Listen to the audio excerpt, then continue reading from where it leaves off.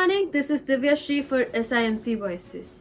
Several cases of frontline workers being abused and beaten up have surfaced in the country during the pandemic.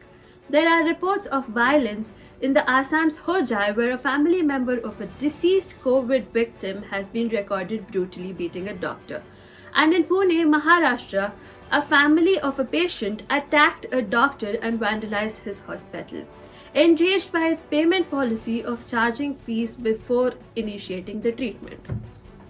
To get further insights into the crisis faced by the frontline workers in Pune, let us talk to Dr. Yash Shah, an orthopedic practicing in Matru Seva Hospital in Pune, who, along with his father, are one of the city's many victims of assault. Hello, Dr. Shah. Do you think the violence faced by the medical workers have increased during the pandemic? Definitely, because I can relate to that because I personally have suffered an incident. So definitely, violence has increased and the respect for doctors has gone down. You said that you've experienced violence yourself. Give a Right. proper description on what actually happened. So first, I received a phone call Mm-hmm. of the patient's relatives, from the relatives of the patient, that his uncle had fallen down at home and he wanted me to do a home visit. So Mm-hmm. at first I was very reluctant because home visit is very difficult. Firstly, I don't have an X-ray machine at patient's house. My staff is not there, so I was not willing actually initially. Then he said, "Ki just come and see, diagnose, and then later on, if you feel, we'll shift the patient to your hospital." So come. The way the patient talked to me, I didn't feel safe. So I said, "I don't feel. I mean, first you should pay, and then I will come." So for that point, he got very angry. The patient said, "Okay, I will pay you," and then he threw the money on the table. So I said, "I will not see the patient if you are going to throw money on the table." Then what happened is the patient got very angry, and my father, who's also a doctor, he was also standing by there. So he started this verbal fight into a physical fight, Okay. and this led to him punching my father.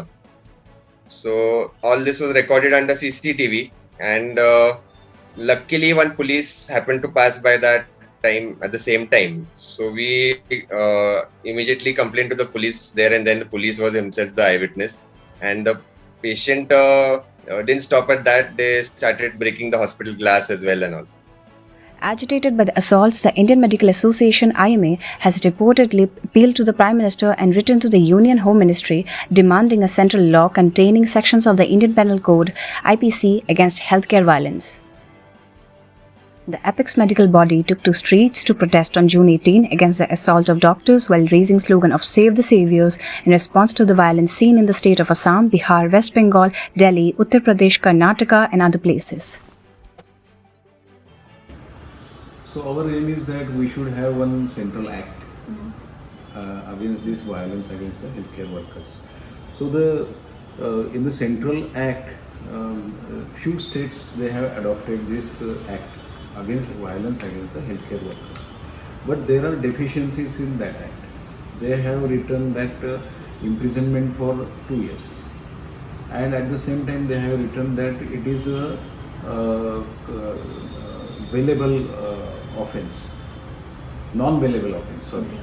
So for non-bailable offense, the imprisonment should be of 7 years. So that is what we are demanding. That we should have a strict law against these culprits. And the violence against the doctors and all.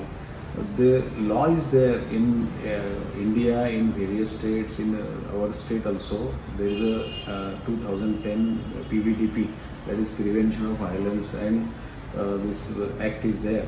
But the implementation is not proper. So knowledge to the various police station, police chowki, it is not there. Also, there are few deficiencies in that act, so we are pointing out those deficiencies. The government and judiciary, they are reluctant to enforce such act to protect the very precious people, doctors and healthcare workers. Per se, in the COVID area, and we have witnessed that these people should be protected. But they are taking backseat in this matter. I have appealed them that they should come forward and take strong measures to cut down and to control this violence. According to the recent studies of IME, 75% of the doctors have been facing some or the other kind of violence, be it physical or verbal. Emergency wards and ICU wards are the wards which face most of the cases. IMA has been making a regular plea to the government in order to enhance the security for the doctors.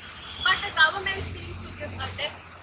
This is me, Divyashree, reporting for SRMC Voices.